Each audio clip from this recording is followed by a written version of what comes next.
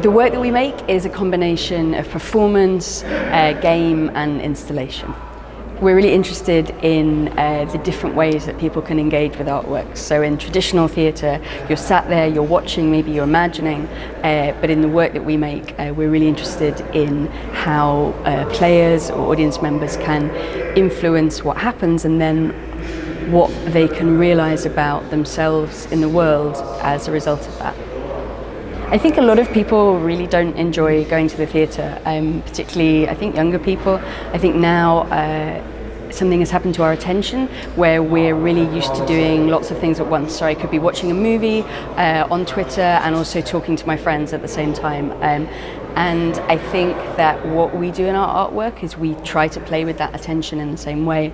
And so for some people, traditional theatre is really exciting, but for other people it's not. And I think that some people find the artworks that we make maybe affect them more emotionally or make them think about things in a different way than they would if they were just watching a story happen over there. I think when you're blending theatre and play or theatre and game, one of the really big questions is what you're going to give up control of. So as a theatre maker, you're really in control of seeing everything will happen in this order, and probably the audience will feel this at this point and this at this point. But then when you're introducing mechanics where the audience will control what happens at different points, you're giving some of that away. So for us, the journey has been about finding different models which allow us to maintain a really rigorous dramaturgy, but which also give audience members agency within the piece.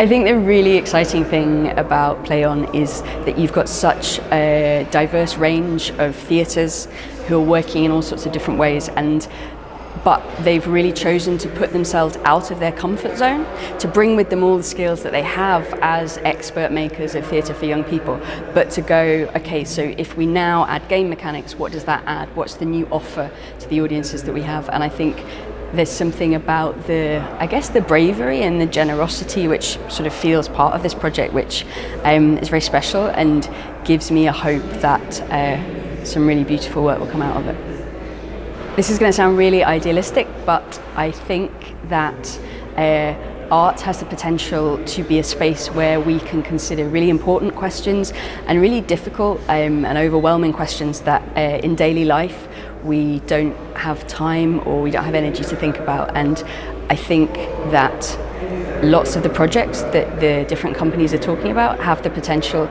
to be those kind of spaces, which can be a really engaging and entertaining artwork, but simultaneously asking some really big questions about how we want to live together in the world.